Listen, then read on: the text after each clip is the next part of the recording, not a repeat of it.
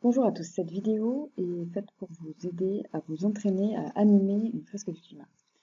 Dans notre cas, en fait, on va faire l'animation en français et utiliser les cartes en anglais. C'est pour les élèves étrangers qui n'ont pas encore eu le temps de pratiquer le français et qui ont du mal avec le français. Vous pourrez aussi utiliser un template avec les cartes en français si vous êtes plus à l'aise en français. Je fais du coup une salle murale à partir du template. Donc vous allez devoir faire autant de salles que vous avez de groupes d'élèves et vous pouvez avoir en onglet ouvert sur votre navigateur vos différents groupes d'élèves. Alors, ce qu'on va faire, c'est que je vais vous montrer comment assembler les cartes et au fur et à mesure, je vais aussi vous donner des idées de questions que vous pouvez poser aux élèves pour voir s'ils ont été un peu curieux sur le contenu des cartes et sur les liens entre les cartes. Alors, donc au début, vous avez votre lot 1 qui est déjà au milieu. Une fois que les élèves ont construit ce lot 1, vous pouvez venir leur poser les questions et faire la correction, puis passer au lot 2 qui est ici. Donc vous leur redistribuez les cartes à partir du lot 2, au lot 3, au lot 4 et enfin au lot 5. Pour le début, on recommande de demander aux élèves de se familiariser en mettant des post-it avec leur nom.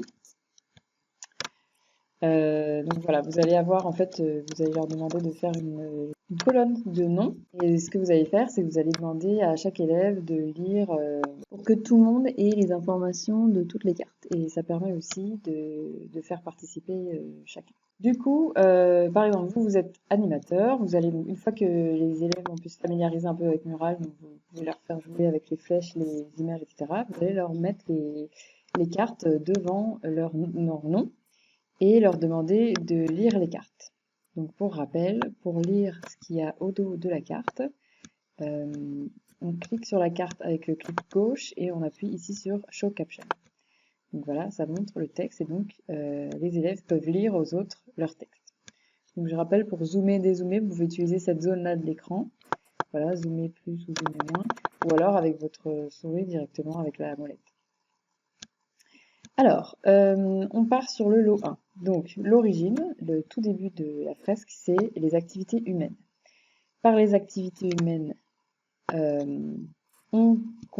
cause des activités humaines, on consomme des énergies fossiles. La consommation d'énergie fossile émet du CO2 par la combustion.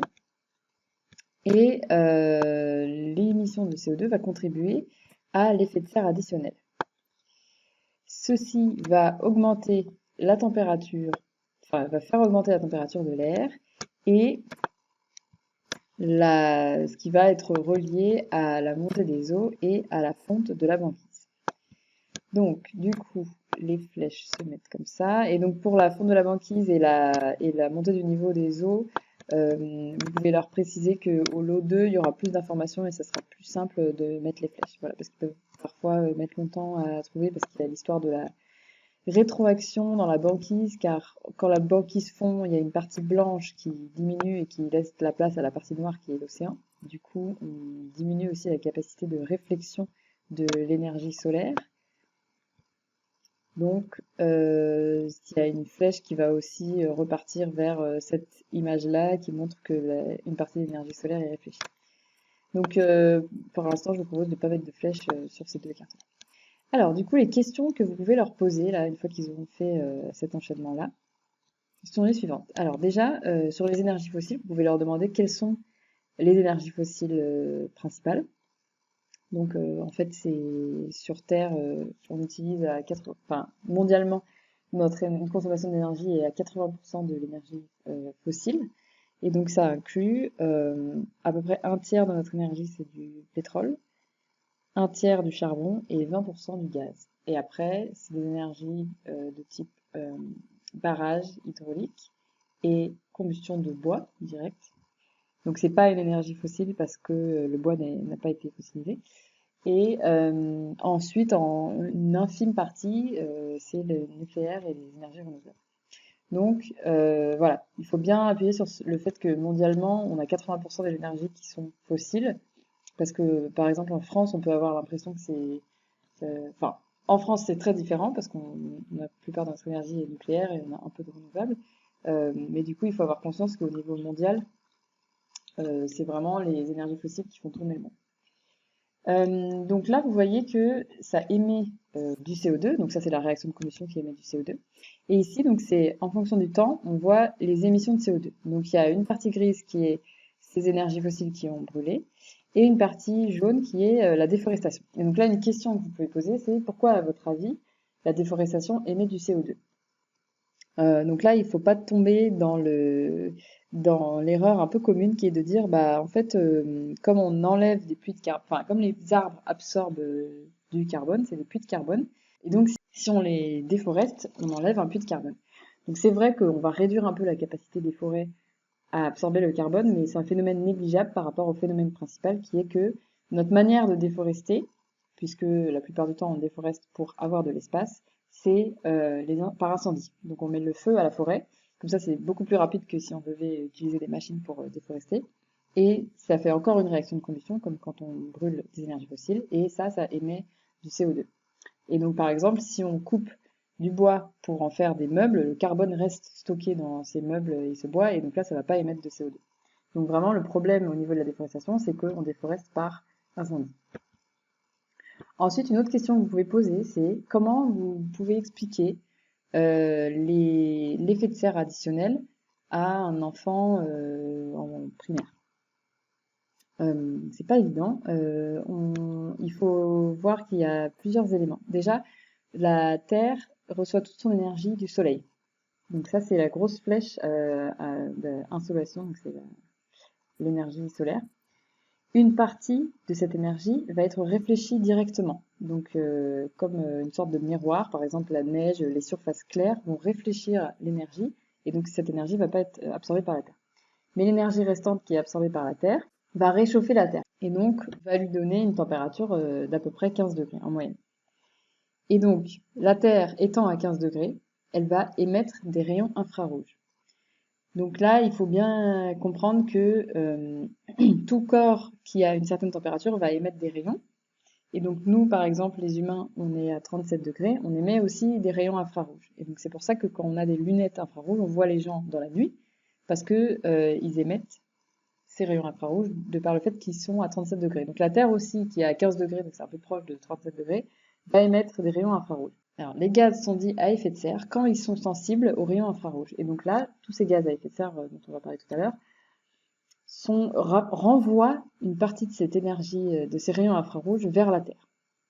Et donc ça réchauffe la Terre, et donc sans atmosphère, on serait à moins 18 degrés Celsius, et avec notre atmosphère, on est à 15 degrés Celsius en moyenne.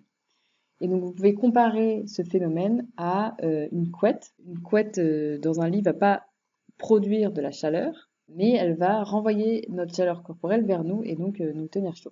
Et donc rajouter des gaz à effet de serre, c'est pas comme rajouter du chauffage, c'est comme rajouter des couvertures en plus, et donc on emmagasine encore plus notre chaleur sur Terre. Et donc on dit effet de serre additionnel parce que y a une partie tout à fait naturelle de l'effet de serre qui nous permet de pas être à moins 18 degrés.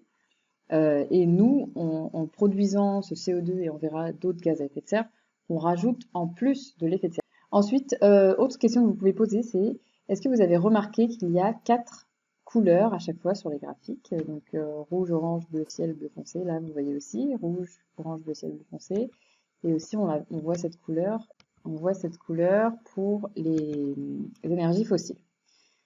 Donc ça correspond aux 4 scénarios du GIEC. Pour faire les scénarios, en fait, le GIEC fait un modèle de la Terre, qui est une combinaison de beaucoup de modèles qui existent. Et donc il modélise voilà, le système Terre, comment il va réagir quand on lui donne tant de gaz à effet de serre.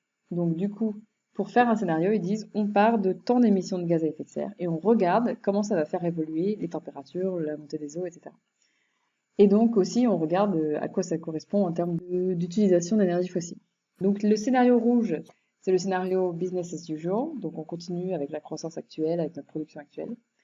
Et le scénario bleu, c'est le scénario où on est en neutralité carbone en 2070. Donc il faut bien voir que plus 5 degrés Celsius, c'est si on continue comme d'habitude, donc c'est plus 5 degrés en 2100 par rapport à l'ère pré-industrielle. Et si on passe à la neutralité carbone en 2070, là, on est à plus de degrés en 2100 par rapport à l'ère pré-industrielle. Donc, nous, nos objectifs avec les accords de Paris, c'est plus de degrés en 2100. Donc, il faut bien comprendre que neutralité carbone en 2070, vu qu'on est à 80% de nos énergies qui sont des énergies fossiles, ça va demander une grosse révolution de notre économie, nos modes de production, nos modes de travail, etc. Et donc ça, c'est le point, je dirais, le plus important dans ce lot 1, c'est cette différence des scénarios et le prérequis de cette neutralité carbone en 2070 pour ne pas dépasser le seuil des 2 degrés. Vous voyez ici aussi les noms des scénarios. Representative Concentration Pathway, représentative concentration pathway. En fait, c'est la concentration en gaz à effet de serre dont je vous parlais qui les injecte dans le modèle. Et le chiffre après, c'est le forçage radiatif. Donc, on reverra ce que c'est le forçage radiatif tout à l'heure. Petit point sur la banquise. La banquise, donc, c'est la glace qui est dans l'eau. Et donc, quand elle fond, elle ne va pas augmenter le niveau de l'eau. Pourquoi? Parce que, imaginez donc un iceberg. Il y a une partie qui dépasse. Donc, on pourrait se dire, quand ça fond, cette partie qui dépasse, ça va être de l'eau en plus. Mais, en fait, la glace prend plus de place que l'eau liquide. Donc, quand elle va fondre, elle va prendre un peu moins de place. Et en fait, il se trouve que, avec la densité de la glace, ça correspond exactement à la quantité de glace qui dépassait. Et donc, en fait, la glace va réduire de volume quand elle va fondre, mais aussi, du coup, la partie supérieure va pouvoir remplacer ce volume. Et finalement, le niveau de l'eau reste exactement le même. Ok, donc là, une fois que vous avez posé ces différentes questions, vous pouvez passer au lot 2. Alors, le lot 2. Voilà, donc j'ai un peu amené les cartes du lot 2. Déjà, on peut commencer par les différentes activités humaines. Donc là, on va les placer ici. Donc on a industrie, transport, usage des bâtiments et agriculture, qui sont en gros nos secteurs émetteurs de gaz à effet de serre. Donc on va plus aller directement vers la consommation d'énergie fossile, mais on va mettre des flèches vers ces différentes activités qui demandent une consommation d'énergie fossile.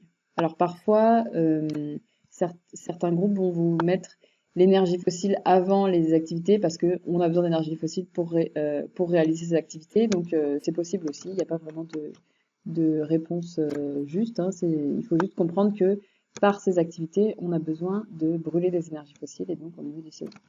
Alors, pour l'instant, je ne relie pas encore l'agriculture aux énergies fossiles parce que en fait, la consommation d'énergie fossile dans l'agriculture est négligeable et on verra que c'est plutôt par la déforestation et les autres gaz à effet de serre que ça contribue à l'effet de serre additionnel.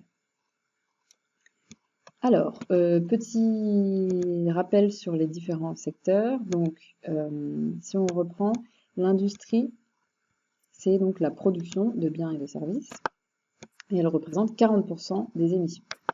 Il faut peut-être rappeler un petit peu que il ne faut pas s'imaginer l'industrie comme des usines loin de nous qui polluent beaucoup. C'est très relié aussi à la consommation. Et donc, disons, les acteurs individuels et d'ailleurs les entreprises aussi ont un pouvoir d'action sur leur éthique d'achat. Donc, en particulier, acheter des choses qui sont reliées aux besoins, ça contribue à rendre l'industrie moins consommatrice d'énergie fossile. Ensuite, le transport, donc ça représente 15% des émissions. Donc là, ça inclut le transport de marchandises et de personnes. Ensuite, les bâtiments, ça représente donc 20% des émissions. C'est pas dans la construction, car la construction des bâtiments est comptabilisée dans l'industrie, mais c'est l'utilisation. Donc l'utilisation, c'est principalement des émissions reliées au chauffage et à la clim. Ensuite, on arrive sur l'agriculture. Alors l'agriculture, donc on utilise peu d'énergie fossile comparé aux autres secteurs. Par contre, il va y avoir deux conséquences à notre forme d'agriculture. La première, c'est qu'on émet d'autres gaz à effet de serre, donc autres que le CO2. On émet en particulier donc du méthane et du protoxyde d'azote. Donc le méthane, c'est principalement... Donc là, vous pouvez poser cette question, est-ce que vous vous souvenez d'où vient le méthane et d'où vient le protoxyde d'azote? Donc le méthane, élevage de ruminants, donc qui émettent du méthane par leur digestion, et aussi les rizières. Quand le riz est cultivé de manière inondée, il y a de la pourriture sous l'eau, anaérobique donc, et qui émet du méthane. Et le protoxyde d'azote est émis par les engrais. On épand les engrais et une partie s'évapore. Je vais relier du coup les autres gaz à effet de serre à l'effet de serre additionnel. Effet de serre additionnel, c'est à la fois relié aux émissions de CO2 et aux émissions des autres gaz à effet de serre. D'ailleurs, je vais peut-être les mettre au même niveau. Voilà. Ensuite, deuxième point, c'est que l'agriculture demande beaucoup de déforestation parce que, en fait, on a besoin de place, en particulier pour l'élevage animal. On a besoin de la place pour les animaux, mais aussi pour les champs qui vont permettre de nourrir ces animaux. Et donc, l'agriculture est à l'origine de 80% de la déforestation. La déforestation, comme on l'a dit, c'est relié aux émissions de CO2 parce qu'on incendie les forêts pour faire de la place. Voilà, donc ce que vous pouvez poser comme question quand vous faites la correction, c'est pour chacun des éléments, quels sont les facteurs les plus émetteurs. Donc voilà, pour l'industrie, c'est la production, consommation d'énergie pour la production, l'extraction de matière. Pour le transport, c'est qu'on brûle des combustibles pour faire rouler nos transports. Et pour les bâtiments, c'est qu'on chauffe et qu'on met la clim, donc on utilise beaucoup d'énergie pour ça. Et donc, c'est relié aux énergies fossiles. Et donc, pareil pour l'agriculture. Et ensuite, donc, il vous reste 3 cartes sur cette partie-là. Les puits de carbone. Alors, donc, les puits de carbone, ça indique que une fois qu'on a émis tout ce CO2, il ne va pas uniquement dans l'atmosphère. Il y a un quart qui va dans les océans, la moitié dans l'atmosphère et un quart dans la photosynthèse, donc dans les forêts, la biomasse. Ce graphe est à l'envers, et donc il correspond à... En fait, c'est le miroir d'un autre graphe. Et donc, vous pouvez poser la question, s'ils n'ont pas à trouver eux-mêmes, de dire, à votre avis, à quel autre graphe ça correspond. Ils vont normalement réussir à trouver que ça correspond aux émissions de CO2, puisque là, c'est là où va le CO2, donc c'est relié aux émissions de CO2. Donc, vous pouvez faire tourner la carte en mettant votre souris en bas à droite de la carte. Vous pouvez la retourner et la positionner ici. Vous voyez que maintenant sur le graphique, on a l'échelle de temps, d'accord? Et au cours du temps, donc on émet de plus en plus de CO2 par la déforestation et par le fait de brûler des énergies fossiles. Et là, c'est où va le CO2 qu'on a émis. Donc en bleu foncé, ça va dans les océans, en bleu ciel dans l'atmosphère et en vert dans les forêts et la biosphère. Donc la partie qui va dans l'atmosphère, en fait, donc on va rajouter une carte ici. La partie qui va dans l'atmosphère, elle est mesurée par la concentration de CO2 en ppm. Donc, ppm, ça veut dire partie par million. C'est-à-dire que si on prend 1 million de molécules d'air, aujourd'hui, il y en aura 410 qui seront du CO2. Donc c'est pas énorme, 400 molécules sur 1 million, mais ça fait quand même les changements qu'on peut observer aujourd'hui. Toujours, on a nos couleurs des scénarios. Avec le scénario le plus optimiste, on retombe à 400 ppm partie par million en 2100, sachant que initialement, avant l'ère pré-industrielle, on était à 280. Et avec le scénario business as usual, on passe à 1000 parties par million. Donc, pour vous redire la différence entre ces deux graphes, donc émission de CO2 et concentration de CO2 dans l'air, c'est que là, on a tout le CO2 émis par les humains, donc par le fait de brûler des énergies fossiles et par la déforestation. Mais tout ne va pas directement dans l'atmosphère. Il y a une partie qui va dans les océans, une partie qui va dans la forêt. Donc, on utilise cette carte intermédiaire pour dire, voilà comment on mesure ce qui est dans l'atmosphère. Donc, ce que vous pouvez faire, c'est mettre une flèche qui part de ce graphique dans le bleu ciel, qui est la concentration dans l'atmosphère. Ça veut dire qu'on augmente notre concentration de CO2 dans l'atmosphère en ppm.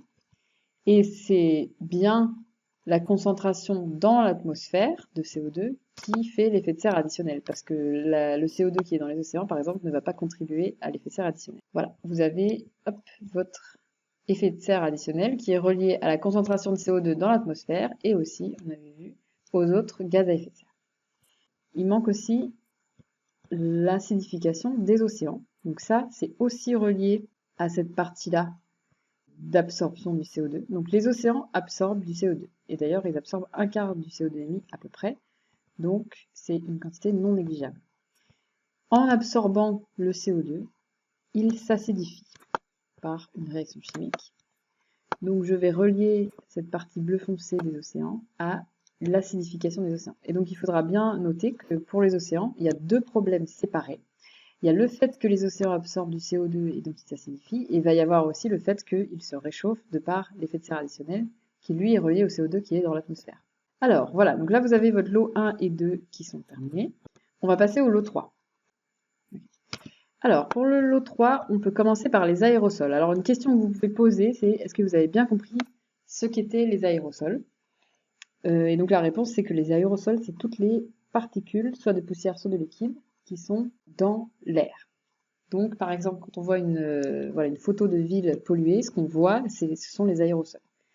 Donc, les aérosols, ça peut être de la suie, etc. C'est émis par les pots d'échappement, les usines, etc. Et donc là, c'est un sujet intéressant parce que ça refroidit le climat.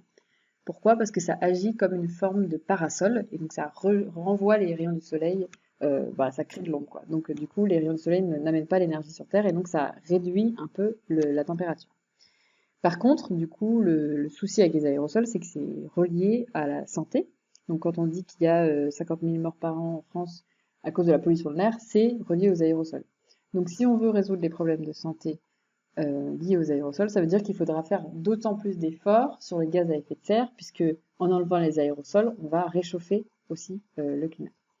Donc les aérosols, vous pouvez les positionner vers ici, puisque en fait, il va falloir faire des flèches qui viennent de l'industrie, du transport et des bâtiments qui émettent ces aérosols, ces particules.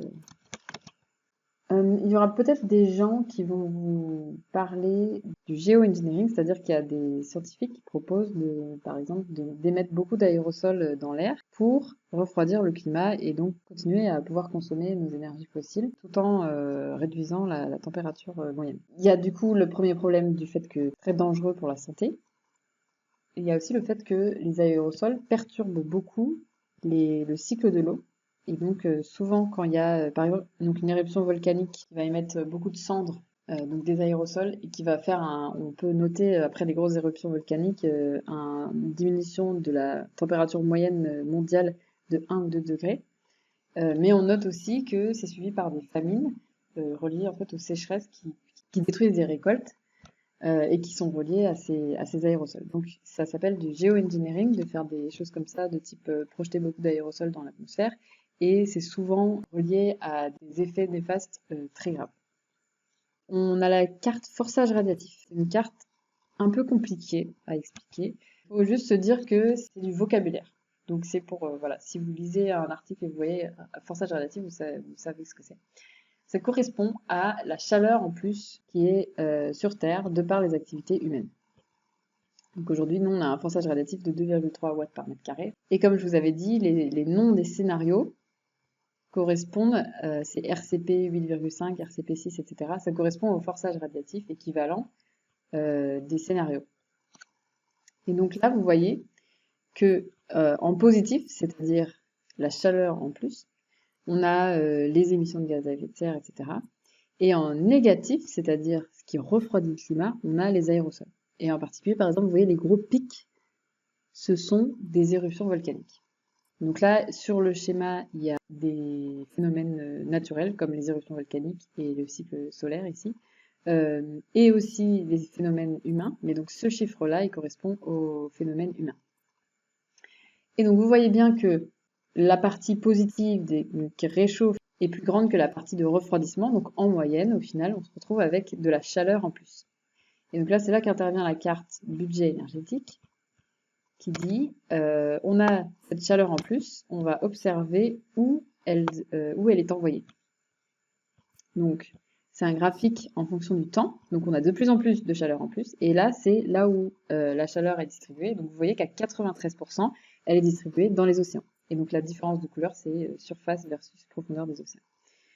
Après, 3% de cette énergie va pour faire fondre les glaces, et 4% va dans le sol et l'atmosphère, donc ça c'est 4% qui font les différences de température que nous, on mesure. Donc là où on est déjà à plus 1 degré par rapport à l'ère pré-industrielle, c'est ça. Tout ça, là, c'est relié seulement à 4% de l'énergie supplémentaire. Le reste va dans les océans. Donc avec l'effet de serre additionnel, on a du forçage radiatif, c'est-à-dire on a de la chaleur en plus sur Terre. Et donc là, vous pouvez relier la carte aérosol à la carte forçage radiatif aussi, puisque les aérosols ont un impact négatif sur le forçage radiatif, comme on a vu. Ensuite, ça nous donne de l'énergie en plus. Donc là, vous pouvez rajouter la carte budget énergétique. À la suite de ce budget énergétique, on voit que l'énergie va à la fois dans la Terre, dans la fonte des glaces, donc ça comprend banquise, glacier et ice caps, c'est les calottes polaires. et aussi dans l'augmentation de la température de l'eau, puisque 93% de cette énergie va dans l'eau. Voilà, donc on arrive à ces 5 éléments qui reçoivent de la chaleur, donc les différentes glaces, la terre et l'air et l'eau. Donc vous pouvez poser la question de la différence entre ces différentes glaces. Donc la banquise, c'est de la glace qui est dans l'eau. Les glaciers, c'est la glace qui est sur les montagnes, sur les continents. Et les calottes glaciaires sont les glaces au pôle sur de la Terre. Donc l'augmentation du niveau de l'eau, elle est reliée à la fois à l'augmentation de la température de l'eau, parce que en fait l'eau se dilate quand elle se réchauffe. Donc comme exemple, vous pouvez prendre vos pieds en été, parfois vont gonfler dans vos chaussures, parce que bon, vos pieds sont constitués principalement d'eau, et donc quand l'eau chauffe, elle prend plus de place. Donc voilà, vous pouvez utiliser cette image. Il y a le fait que l'eau soit plus chaude, donc elle prend plus de place. Il y a aussi le fait que quand on fait fondre des glaciers, c'est de l'eau qui se rajoute dans les océans, donc ça fait monter aussi le niveau de l'eau. Et enfin, quand on fait fondre des calottes glaciaires, c'est aussi de l'eau qui était sur Terre et qui va aller dans les océans, donc ça rajoute du volume d'eau. Par contre, les banquises, comme on a expliqué, ça ne va pas faire monter le niveau d'eau. Et enfin, une carte très importante, c'est la modification, la perturbation du cycle de l'eau. Donc pour rappel, le cycle de l'eau, c'est que l'eau s'évapore, puis se précipite, puis ruisselle.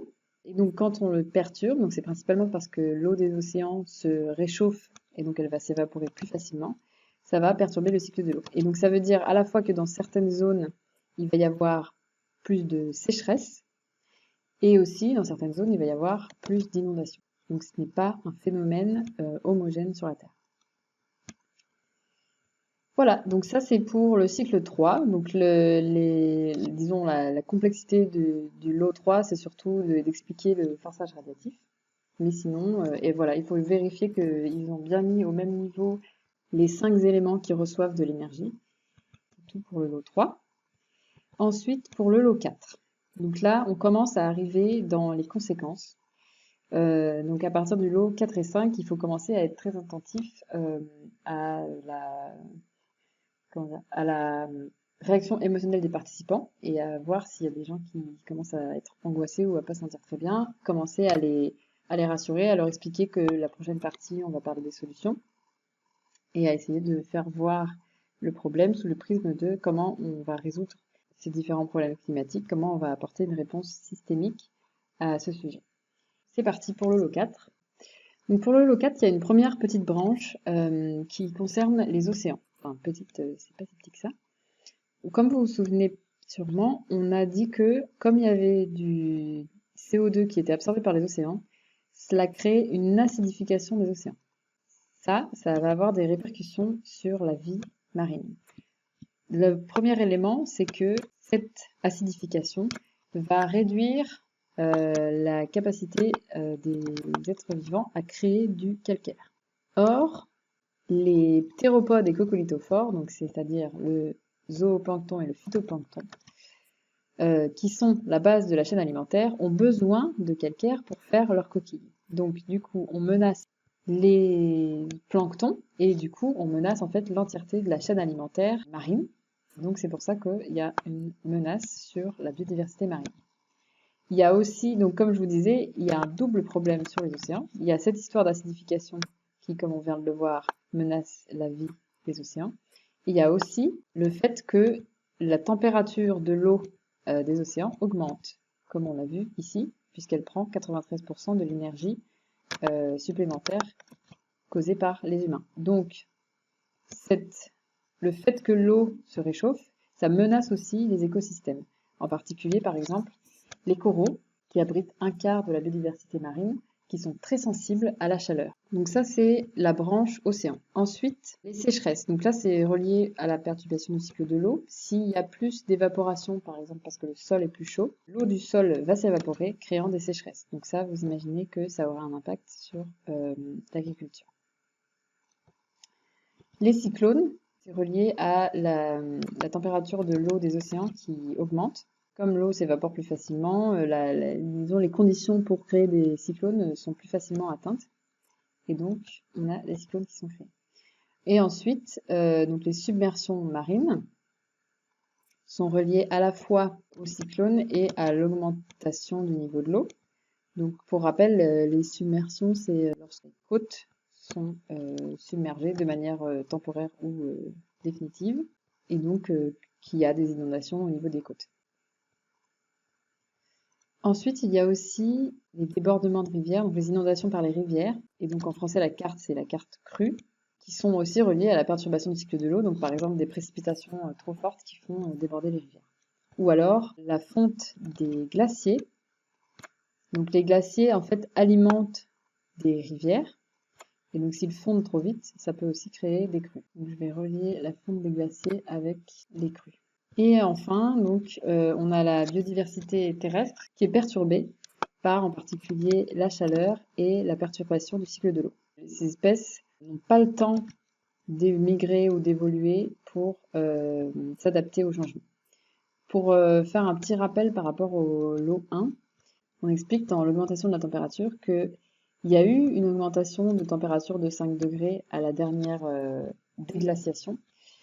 Mais cette dernière déglaciation a duré 10 000 ans. Et donc nous, on passerait à plus 5 degrés en 200 ans. Et donc en fait, le souci, c'est pas que y ait cette amplitude de température, c'est que l'amplitude de température soit sur un temps très court. Et donc la faune et la flore n'ont pas le temps de s'adapter pour survivre à des changements aussi rapides. Alors, on va passer au lot numéro 5. Préparez-vous à bien déprimer. Alors, le premier élément du lot 5, c'est les glaces, donc le permafrost et les hydrates de méthane.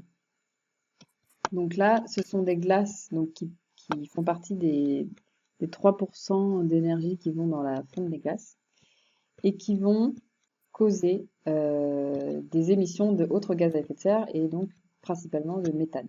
Ça s'appelle une boucle de rétroaction, c'est-à-dire que comme le climat se réchauffe, ces glaces fondent et elles entraînent des émissions de méthane, ce qui contribue à l'augmentation de la température moyenne, enfin, ce qui contribue à l'effet de serre et donc au réchauffement du climat. Et donc, ça fait une boucle d'effets négatifs.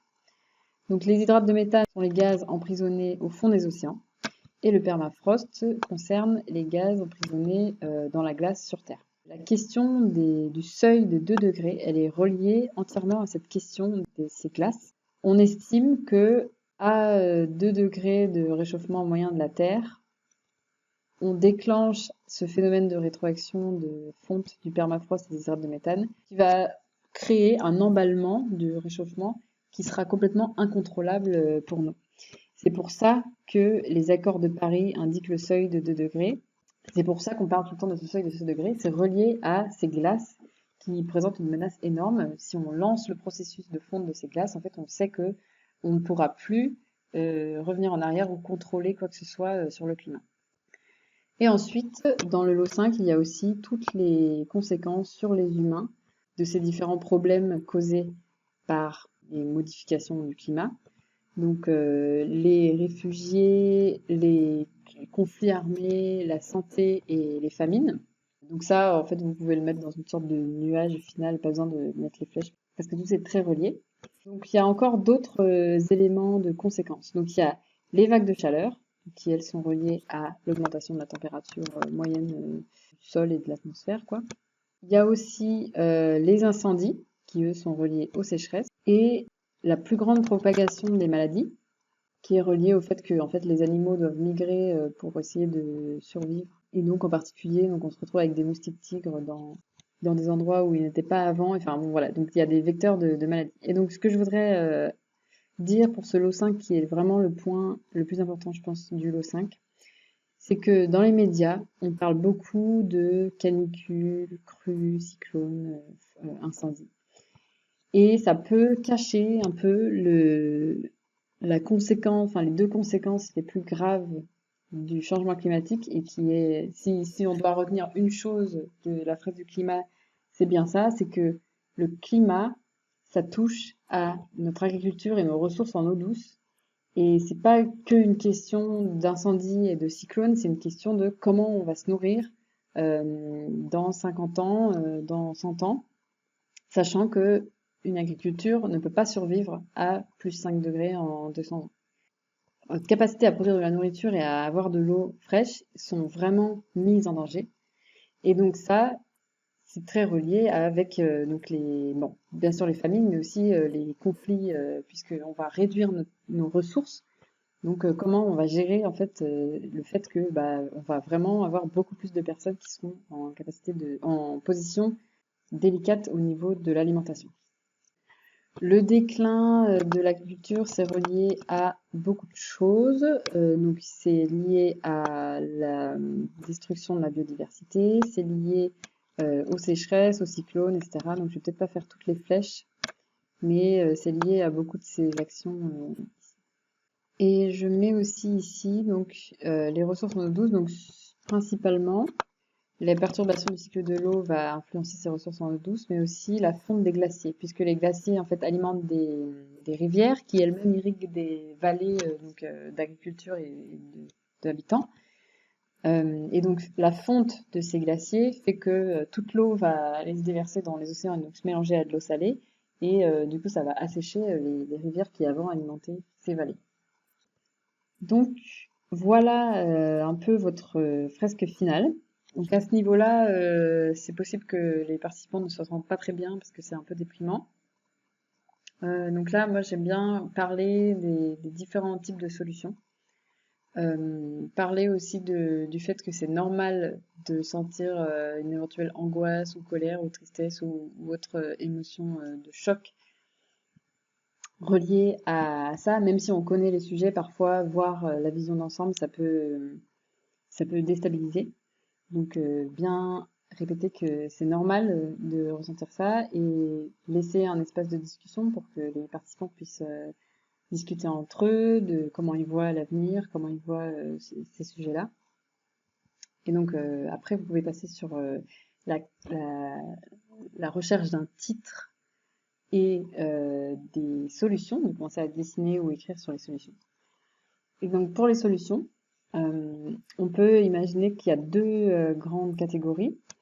Il y a une catégorie qui est reliée ici à tout ce qui est en aval, c'est-à-dire comment on fait pour réduire nos émissions dans les différents secteurs. Donc on a un peu parlé, voilà, peut-être que l'économie circulaire, le fait de produire moins et mieux, de répondre aux besoins, ça peut diminuer les besoins en énergie fossile, aussi de faire des énergies renouvelables, mais ça pose aussi la question des matériaux, plutôt la sobriété. Dans les transports, pareil, développer les transports bas carbone, relocaliser les économies pour permettre aux gens de consommer plus de local. L'usage des bâtiments, donc c'est relié à l'isolation, au fait de juste aussi vivre avec une température peut-être moins élevée en hiver, etc., ou moins basse en été. Et l'agriculture, donc réduire un peu la quantité de viande, et en particulier de viande de bœuf dans les régimes alimentaires. Faire de l'agriculture plus raisonnée. Par exemple, vous pouvez parler de la permaculture. Et ensuite, donc la deuxième catégorie de solutions sont les solutions reliées à ces conséquences. Parce que ces conséquences, elles arrivent déjà aujourd'hui à beaucoup de personnes et elles vont arriver, même si on arrive à limiter à 2 degrés, dans le futur, pour beaucoup de personnes aussi. Donc, la question, c'est la question de la résilience. Comment on s'organise pour se remettre en état ou pour survivre au choc? Comment on s'organise pour que, même si ces difficultés arrivent, on arrive à vivre le mieux possible? Donc ça va être des questions de solidarité, comment on met en place des infrastructures de transport, santé, logistique, pour que les populations soient en capacité de faire face à ces différents événements. Et aussi toute la question de l'éducation. Comment on éduque les gens à ces sujets, comment on leur permet de développer des compétences pour amener des solutions. Et donc là, par exemple, ce qu'on est en train de faire avec la fresque du climat, c'est déjà une première étape de solution. On explique le problème au plus de personnes possible pour que chacun puisse avoir en main des clés d'action en ayant bien compris le problème.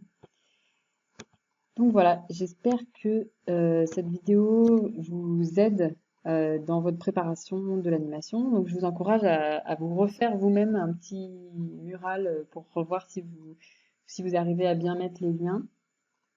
Et n'hésitez pas à me poser des questions par mail.